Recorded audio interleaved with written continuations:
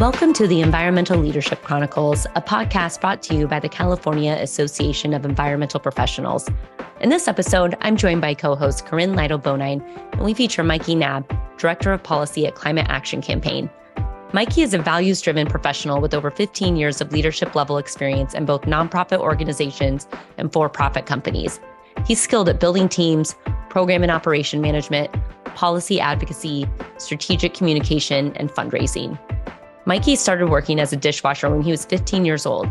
He worked his way up through all positions in restaurants and eventually working as Director of Operations for the Meza Family Restaurant Group, which he helped expand from one small unit in the Kensington neighborhood of San Diego to 3 units. Under Mikey's leadership, these units became certified Surfrider Ocean Friendly Restaurants, California State Senate Small Business of the Year Award recipients, plastic-free and zero waste champions, and San Diego Workforce Partnership Employer of the Year winners. Mikey believes in an equitable and just world where all can thrive, and that is not possible without bold action to address the climate crisis, as you'll hear about shortly. Thank you for listening, and we hope you enjoy this episode. Hi, I'm Jessa. Hi, I'm Corinne. And today's guest is Mikey Knab, Director of Policy at the Climate Action Campaign. Welcome, Mikey. Hello. Thanks for having me. Yeah, thank you for joining. So first things first, how are you connected to AEP? Well, I'm connected to AEP through this podcast. I actually know you, Jessa, from some volunteer work that we do together in San Diego, where I'm from, and to Corinne through a mutual friend named Andrea. And I have actually listened to a couple episodes of the podcast. They were shared with me from folks far and wide. So I have heard some of what you all do, but otherwise that's the extent of the connection. Great. That's perfect. That means the podcast is working. Okay, Mikey, so you're Director of Policy, and I know you're very passionate and involved in a lot of different issues, but as far as your career goes, I know this is a very broad question, but what led you to a career within the environmental profession, or what attracted you to that? This answer could be very, very long. So I'm just going to give like the slightly abridged version. And if it feels too long at some point, just do the little like this sign on the on Zoom, and I'll stop. For those who are just listening, I just said like cut it off, buddy. So essentially, well, I'm 42 years old. So I've been working since I was 12. My first job was at my best friend's mom's plant nursery in LA, where we would carry out pots and fertilizer bags to people's cars and get like tips, and that's how I would pay for comic books. But right after that, at 15, when I got a real work permit, I started as a dishwasher at a restaurant, and then I worked every single job in the kitchen, what we call the back of the house, until I found out I was bad at all of them, and they kicked me out to the front of the house, which is what we call the dining room. And then I did every job there is there. I was a host, a busser, a runner, a server, a bar back, a bartender, a manager, and then eventually I owned some restaurants. So over the course of that time, I was doing some other things other than working. I went to school. I paid for college by waiting tables and bartending. And I studied cultural theory while I was at school. The whole time I didn't realize this, but I was kind of developing the things I cared about most. And I think that's just kind of like what we all do as we're growing as humans and professionals. And what I learned is I cared the most about working people and sort of justice in professional approaches and the working world that we unfortunately find ourselves in sometimes. The other one is climate and the effects of our decisions on the natural world and the quality of life for working people.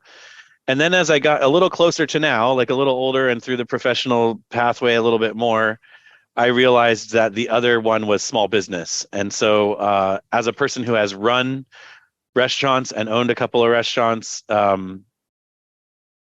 people who want to do it right are at a competitive disadvantage. And that really hits when you think about climate and working people.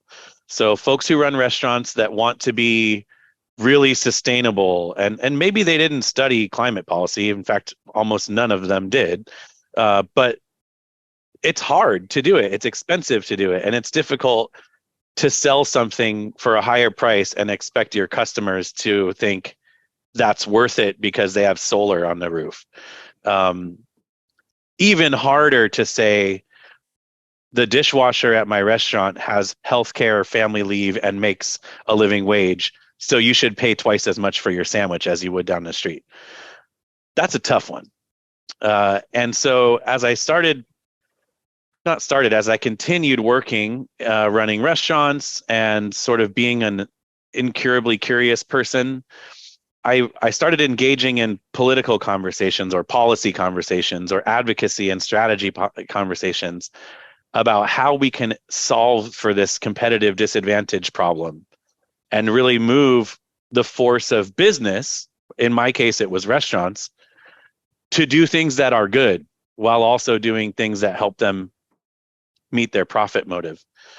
And through that work, I realized that you can't do it one shop at a time. Like I'm very impressed by the workers at Starbucks unionizing each cafe one at a time. But imagine if Starbucks just made it corporate policy that they were going to allow unions in their whole company. That is a policy that would make an incredible, impactful difference on the lives of thousands and thousands, probably, I don't know how many employees Starbucks has, but hundreds of thousands, I think. And that's the case with basically everything. So in restaurants, the minimum wage was my big one. In 43 states and DC, which also should be a state, by the way, they are allowed to pay a sub-minimum wage to tipped workers, which can be as low as $2.13 an hour. It leads to the restaurant industry being the number one industry for sexual harassment in the country, even more than the military. It means that the workforce in the restaurant industry, which are disproportionately women and people of color, are susceptible to customer whims at an alarming rate. And so that's a policy change that we need to enact. It's the same for climate stuff.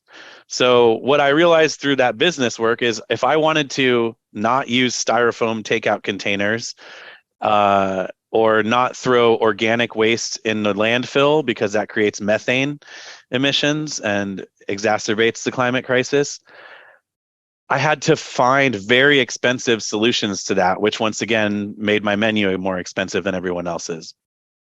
So we needed policy change. So here in San Diego, where I live, and some of the restaurants that I've run in the past exist, I advocated for the city to ban the sale and distribution of extended polystyrene, along with many coalition partners. It's not like I did this on my own. You can never do anything on your own.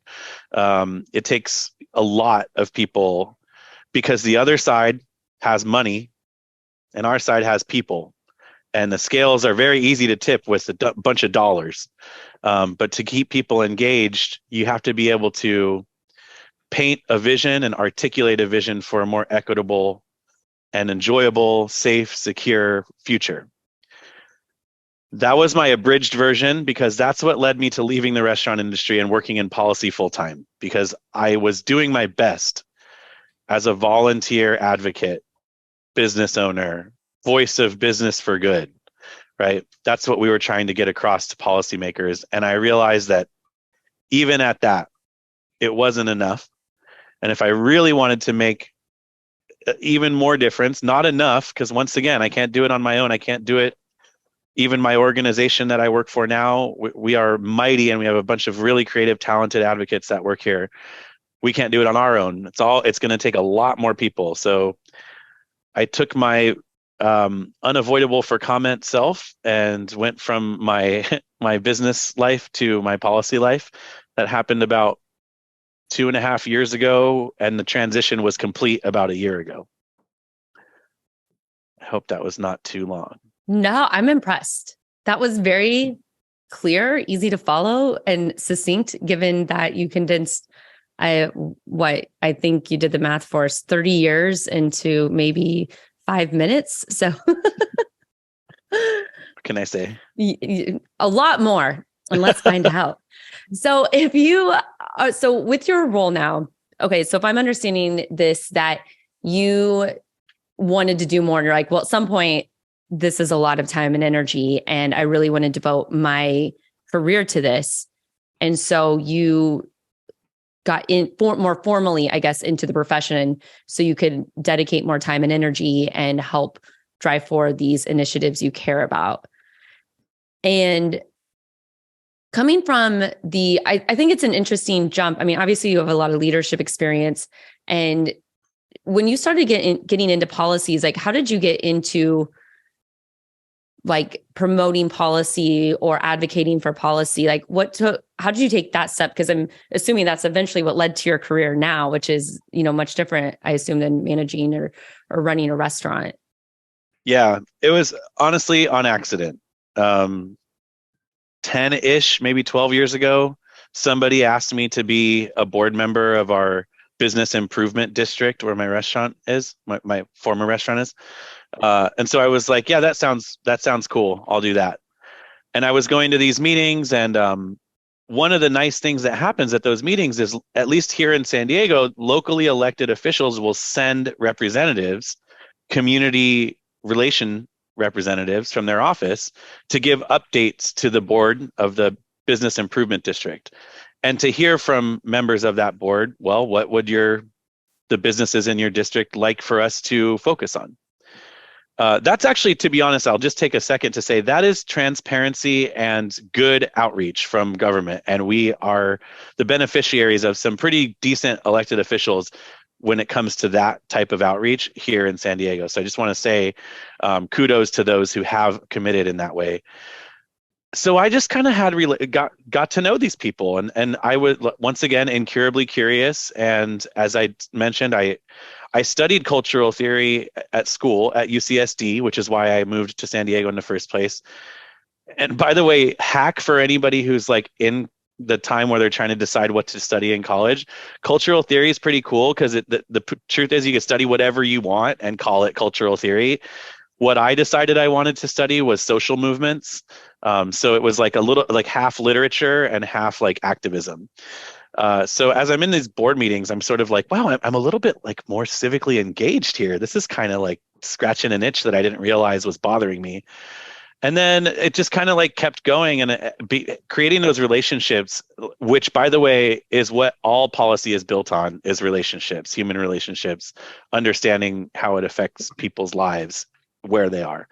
But they mattered. And so at some point, when someone from a city council office said, Mikey, we are considering a minimum wage increase at city council, but business is opposed to it. But you run a business that's popular, and we know how you feel about this. Would you be like part of the coalition to push for this change? And I said, who, me? And so, of course, I was like, yeah, I will. Of course. Yeah, let's do it. So, you know what? It happened. And now the minimum wage in San Diego is like 16 something an hour. It's still, to be honest with you, it's still not a living wage here, but it is much, much better than most of the country. And then I got a taste for it, right? So you gotta, like, if you're trying to get someone engaged in policy, come up with something that you know you're going to win and ask them to help with it first, because that's what, like, I was a convert for life. I didn't realize it at the time, but I thought, wow, what an incredible amount of impact we all just had. This group of people that like worked for something that will matter to the future of working people in San Diego basically forever, because no one's ever turning a minimum wage increase back. That's like never going to happen. So that was how I did it. Go ahead. Kind of along those lines, and I know, both personally and professionally, I have a tendency to get a little pessimistic about, our future and not doing a lot or nearly enough on climate. Do you see any kind of those low-hanging fruits that, can give us an easy win in the next, couple of years, whether it's locally or statewide or even nationally? Wonderful question. You're teeing it up. Okay, so it depends on where you are. I will speak to California because that's where we are. But this is probably analogous in quite a few other places in the country and maybe even in the world. I'll test out this message on you too, and you can tell me what you think. In the United States, the federal government has given us a clear choice. There are only two options. And the Inflation Reduction Act and the bipartisan infrastructure law, and in California, Governor Newsom's budget from 2022 have given us a clear message. There are only two choices. Be part of the transition to the clean, green economy of the future, or be left behind. Be one of those steel towns from the early 20th century that never evolved and went bankrupt in the 90s and early 2000s.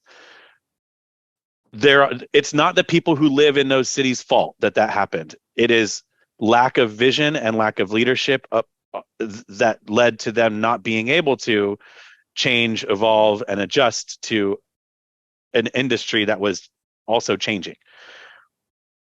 Low-hanging fruit right now is billions of dollars in investment for policy programs or climate policies and programs that would really benefit from regional leadership being ready to say how they're going to leverage that money in a way that impacts the quality of life for people now and fixes the future, for lack of a better way of saying it. Now, what are those policies? What's the shopping list? Building electrification is a huge one. I mean, if we can build in California, we have a commitment to 100% net zero carbon emissions by, I think CARB's new scoping plan is 2045. But we're getting there faster than we thought. So they moved the deadline up, which is great. And we can get 100% renewable energy in California very soon. In my optimistic hat on. Now, if we have that, why would we be powering our buildings with fossil fuels? Why would we be heating and cooling the space or our water or our food with a stovetop?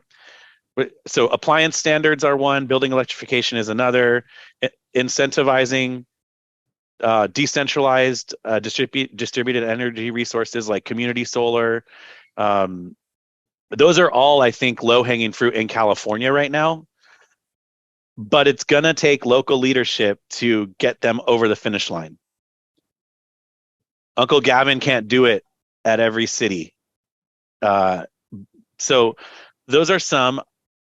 I'm going to go for a little higher hanging fruit just because I personally care most about not care most. I should say it would feel really good for an empathy monster like me if we could sell the vision and articulate the vision of how much benefit you get when you invest in public transit and walkable, bikeable neighborhoods with shade trees and shared green spaces and affordable housing near jobs and transit. I had the pleasure of speaking to this woman named Sister Maria Mohammed, who runs an organization here in San Diego, about what a climate smart future would look like, what it would mean to her personally. And she gave me a really big light bulb moment when she said, well, Mikey, for me, it means my kids have a safer time. And I was like, oh, what do you mean? Say more about that. And she says, well, right now I live in a neighborhood that is heavily policed. My children are Black.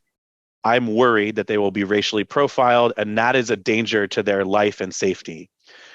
But in the future that we've articulated as a movement, there are walkable, bikeable neighborhoods where people take the bus, and there are shared park spaces and green spaces, and we see each other as humans, and we're less likely to be stressed out about rent because our cost of living has gone down because we're not spending so much money on a car and insurance for that car and gas and parking and registration. That's not to mention everything I work on in terms of worker equity, but we're also not stressed about heat waves and wildfires and droughts and sea level rise and all those other horrible things that happen because of our climate crisis. And so when my children go outside and play, and let's say a soccer ball hits someone's car that's parked in their driveway or on the side of the street, they're less likely to call the police and more likely to say, hey, I know you. Be careful, please. That, and that's the end result of all of it. So to me, I know that was I went way out over on a limb here, but that's the kind of real, tangible, hits you in the heart benefit of not spending money on widening freeways, not allowing sprawl development, but really investing in our communities in climate smart ways that account for historical inequity. So that to me, those are the types of policies that I believe are lower hanging than we might think. There is a heavy, heavy hand pushing on the other side of it. That's all that money I mentioned, the fossil fuel industry, the automobile industry.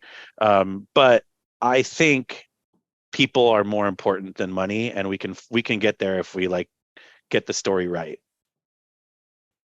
Yeah, and I'll go one step further, Mikey. And, kind of a passion project of mine is that it's completely insane that we charge people to use public transit, but then let people drive all over the streets for free. And it's just such an inversion of what our values could and should be. Well, that's an interesting. Technically, we don't let people drive on the streets for free because they pay a gas tax. So unless you're in an electric vehicle where now you're a free rider, and by the way, the state's going to have a road use charge. Like that's going to happen. So Good. I hope that they like kick it up multiple notches so that the money collected from those road use charges and the gas tax that you see, this road was built by SB1 funds, right? Like, I don't want to see another road built by SB1 funds. What I'd like to see are protected, connected bike networks. What I'd like to see is frequent, reliable, convenient, affordable, safe, and clean public transit. What I'd like to see is the high-speed rail that I voted to approve like 50 times in my life. That's where that money should go, because at the end of the day, nobody likes to be in traffic. People think that cars equal freedom because that's what the automobile industry sold us. And it's even to the point where we don't see each other when we're in our cars. To Sister Maria's point, like you're behind glass and steel. So, but also you did mention paying for public transit, which is like this huge issue right now. All of the public transit agencies throughout the state and the country are about to run out of money or be at a deficit because federal ARPA funds that were supporting them or COVID relief funds that were supporting their operations are about to run out. So they have to consider, like, what do we do? Do we raise fares, which, by the way, would probably have a deleterious effect on the amount of people that take transit? Or do we reduce services, which will also have a deleterious effect on ridership? So what's the answer? And that's why when I first said like this medium hanging fruit was about the investment in these things. Like we have to come back to the table of, if we are a society of laws and we've agreed to live under a constitution federally, and even like wherever you live, a city charter, probably you might have a regional transit authority, like where we are in San Diego, we have SANDAG, right? San Diego Associated Governments. They have agreed that certain things are not allowed and certain things are allowed. And when we collect your taxes, we're going to spend it on some stuff like schools, police, all these other things that are considered social benefits. Well, filling potholes is the metaphor that everyone uses for intellectually lazy voters who just want a mayor who will keep their roads nice, right? We got to get rid of that as the default mode, because the real social benefit of living in a society like that, where we've agreed to be governed by rules and laws, is what benefits the society as a whole. Right? Like what makes it so that, like right now in California, homelessness, and not just California, but definitely in California, homelessness is like the number one issue on everyone's mind, particularly in cities. Why is that? What did we not invest in to make it such that the floor of living in California is so low that there are thousands and thousands of people living on the streets? In my opinion, just flipping the approach would get us clean climate policy. Like saying it's best to make sure that no one falls through the safety net like that. And that will lead you to saying, then we need better public transit. We need more park space. We need more affordable, dense housing near jobs and transit, all that stuff I outlined before. I saw something, and don't worry, I didn't read it, that Senator Feinstein was introducing a bill to look into the root cause of homelessness and what in California and what's causing it. I mean, so I don't know where that bill's at. That's what I'm saying. I didn't read it. I was looking at our webpage for something else. I'm like, oh, that's interesting. I should read it. And I will and report back. But I think, it's interesting. I have like so many comments because you think so big and I love it. And it's such a systematic, there's so many systemic issues, right, that you're talking about. And for me, homelessness is it's something that I am very interested in. And it's also environmental, it's safety, there's so many things woven into that problem. And same with like what you're talking about with climate issues. Climate issues impact public health, all these other factors. And it's interesting that issue you're talking about, like the quote, big hanging fruit, which is the high hanging fruit, is the community and the individualism that we have as a society. I think I'm just reflecting a lot on what you said and thinking about it. I think I haven't heard that point of view before, and that really resonates.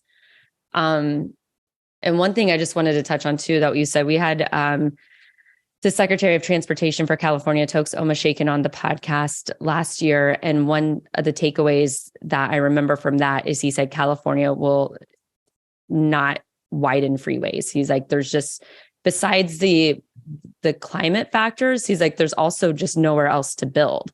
And so I think California, we become a model, whether people like it or not, for so many other states to follow, because there is a point where, regardless of if you're for or against it, like there's only so many ways to build. And so it just is going to have to be a problem to be solved. So I was just thinking about that when we were talking about like, that's definitely not the answer. And at least at the state level, they're acknowledging that too, which I think is hopeful. I'm hopeful about it.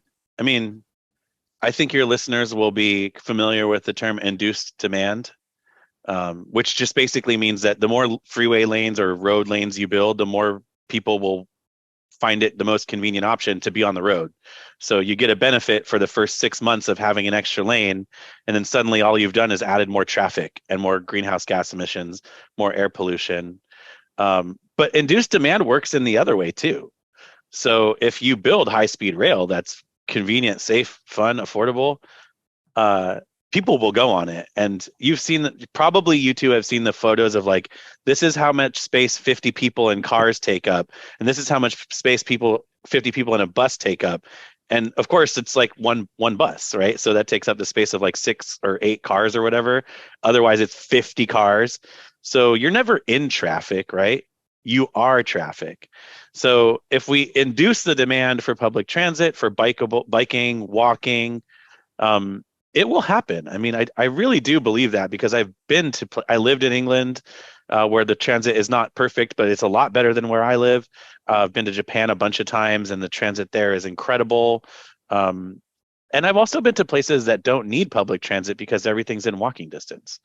So I do believe that you don't need more space to build. You need more space in your head to be creative about what you build. So for me, and I mentioned before we started recording, but like my goal right now this year is to make being involved in climate action fun. So, and that doesn't mean like in my organization that's called Climate Action Campaign where I work. I mean, just like for people, like Greta Thunberg's incredible, and I think she's so inspirational, and there are a lot of people in that space who are inspiring other folks to act and get righteously angry, and that's necessary. But we need like a Fozzie Bear version of that too. That's like, or like someone whoever it was when you were in college or high school, that like if they had a party, you did not want to miss that party because you would have FOMO so bad. And that's what I want climate action to feel like. Like, oh my gosh, if my region does not get their stuff together and apply for these IRA funds, we're going to be left behind. But if we get them, what's that going to mean? It means like all that stuff, it's going to be cool. Like we're going to be an innovation hub. We are going to be part of the creative way of solving one of the most existential problems that humanity has ever faced. And by the way, created ourselves. So like imagine being part of the movement to get over and through that and into some beautiful future. Like that's what I'm trying to figure out. Is that what you're working on in your current position? Is that part of your job, or is that more of a personal mission related to your profession? It's both. Like I think I mentioned before, there are 5 advocates that work in San Diego and 2 in Orange County. They have very specific, wonky, technical, research-oriented, strategic advocacy to do with both community members, coalition partners, politically elected officials. They do watchdogging. We write a lot of memos and white papers and policy position papers, and we give a lot of public comment. We think that is fun, but we are nerds. So, and Corinne also gave me permission to use that term earlier. So I will say we are nerds. Not everybody's a nerd. So like I have had this conversation a lot in the last 6 months with my team, which is like, we really want this to be fun. It can't just be don't look up. It can't just be like screaming at the sky about how bad it is and how like insane and ridiculous it is that people aren't meeting the moment and acting with urgency. That is necessary, but lots of people are doing that. So we want to have a party, and we talk about that all the time. And sometimes it's inappropriate to do the fun part, and we can engage in the very sort of somber and serious technical elements as well, and we do that. But whenever given an opportunity, there's going to be a cookout. And yes, so that is part of my job. And I believe that it is, when we've been successful at it, it is actually useful and impactful. Maybe shifting gears a little bit as the resident CEQA nerd, which we all agree we can use on this podcast. A lot of what we hear, especially from naysayers, is that the California Environmental Quality Act and needing to comply with that get in the way of some of these larger things like high-speed rail, like infrastructure improvements, enhanced public transportation, housing solutions, all of that. And we've seen a lot of progress in things like what you mentioned, SB 743, which, completely turned on its head how you look at traffic impacts, having it no longer be that, are you sitting in traffic? And that's an impact, to looking at vehicle miles traveled and how you can reduce that. A local example here in San Diego, I think for the plastic bag ban citywide, and then even when the city was working up to the styrofoam ban, I think before it became a state level initiative, there was concern, and I think for the plastic bag ban in particular, that there was going to be a CEQA challenge that completely slowed down the implementation of banning plastic bags. In your experience, and again, because we're the Association of Environmental Professionals, have you, had anything either thwarted by or slowed down or experience running into CEQA with things that you are trying to implement? This is a good question.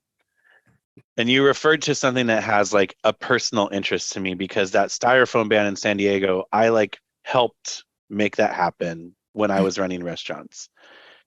And we won the policy. We got it over the finish line, where council members actually staffed it. Like, they wrote the policy from the council offices rather than the mayor's staff, which is typical, and city staff in administrative departments typically write policy. But in San Diego, we did a thing different. And that means people worked really hard on it, right?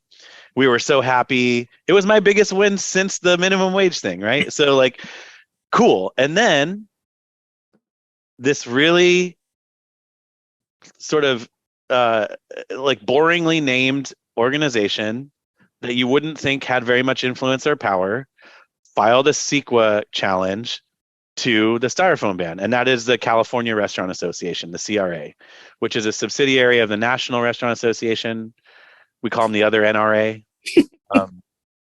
Unfortunately, very influential, and unfortunately, not super transparent about their motives. So they used CEQA as a way to say, well, banning the sale and distribution of extended polystyrene, or styrofoam, to use the corporate name, might have a negative environmental impact, and the city didn't go through the proper EIR.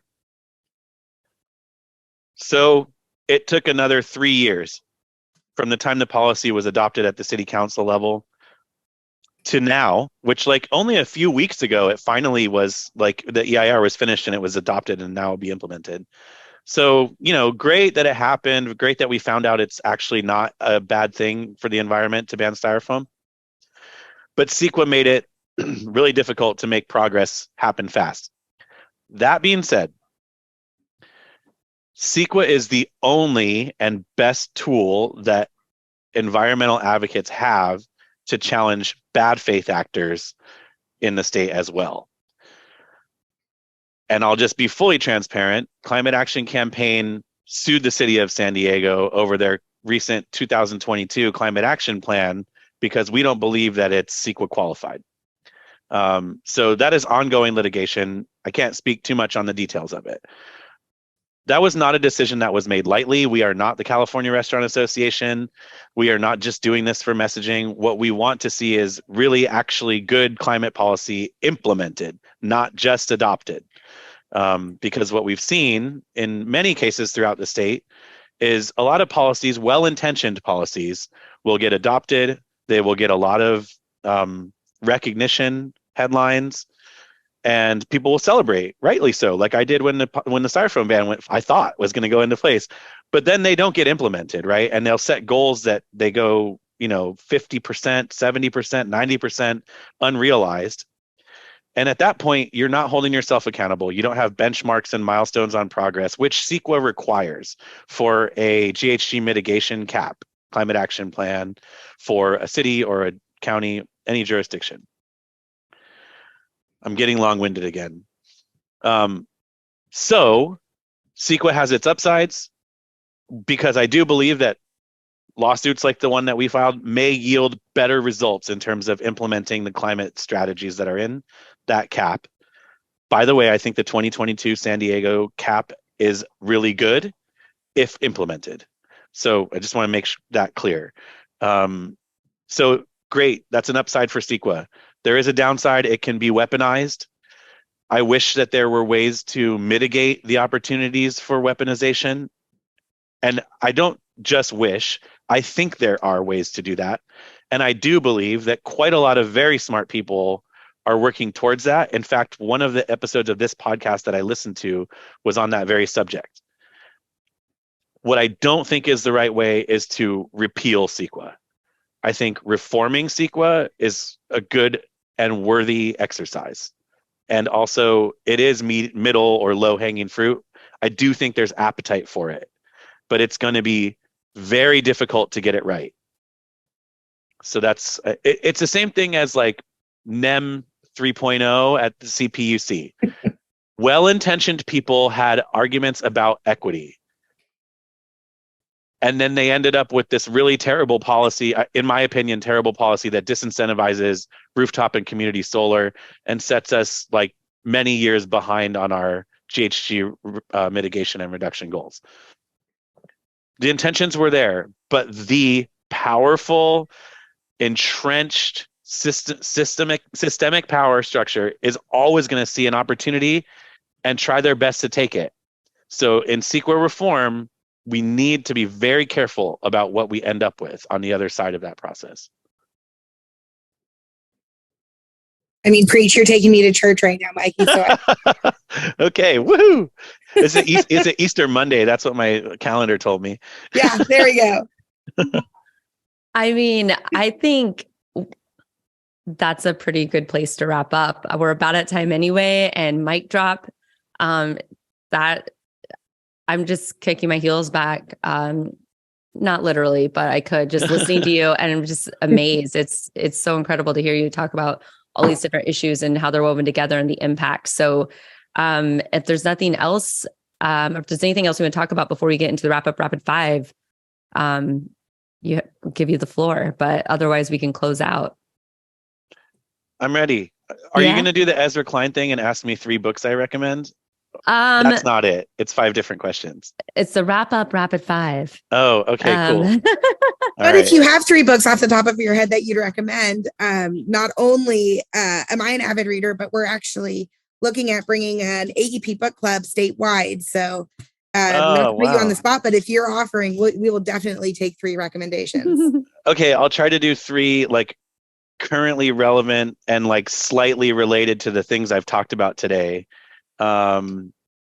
So I really like The Sum of Us by Heather McGhee. I think it was like prescient and of a moment, and she is like one of the smartest humans to ever grace the rest of us with her presence. So The Sum of Us, really, really impactful, incredible book.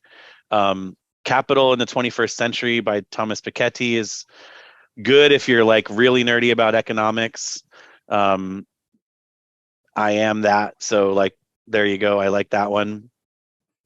Third book. Okay, this will be less like relevant to the wonky stuff that we've talked about and more worth your time if you just need a little bit of escape, but it is related and it is a little bit heavy, which is Parable of the Sower. And that's Octavia Butler. She was the coolest, like turning sci-fi into real life stuff, turning like fantasy into real life stuff, and like weaving in like really heavy emotional storylines into something that could sort of get you to a policy position. And so that's like kind of the sort of stuff I used to like to read in college, and I still return to quite a lot. Awesome. Thank you. And I love The Sum of Us. So I'll have to check out the other two as well. Cool. Thank you for sharing. I could get some ideas for that book club going already. All right. Wrap up rapid vibe. What is your favorite daily habit? Skincare. Oh. What are 3 things you'd bring to a deserted island? My partner, a bag of books, and chocolate. What is your favorite environmental policy? Right now, I'm excited about the potential for regional collaboration on climate policies that could be incentivized through state and federal funding opportunities. What is your favorite flora or fauna? This one's hard. My favorite animal is a narwhal. Does that count as fauna? Yeah. Okay. Well, I don't know if scientifically, but for the podcast, yes. Narwhals. They seem magic. I play Dungeons and Dragons. They don't seem like they should be like real animals, but they are. So it makes me think that fantasy is like a little more like our real life than it could be. And then the last question, which I think is interesting because before we even started recording, you actually answered this. And I don't know if you realized it, but finish this sentence. Wouldn't it be cool if... Wait, what did I say before? You said, how cool would it be if the broad... I actually wrote this down. How cool would it be if the broad public were into the public moving away from the status quo for climate change? Yeah, that's pretty similar to what I prepared here. So wouldn't it be cool if neighborhoods were walkable, bikeable, affordable, safe, and fun? If we saw more value in shared societal experiences and focused less on competition and individualism. Wouldn't that be cool? It would be very cool. It would. Thank you for working on it. I appreciate it. Thank you both for doing, I mean, the amplification of the voices that you all are engaged in is important, an important part. And I appreciate it. Thank you.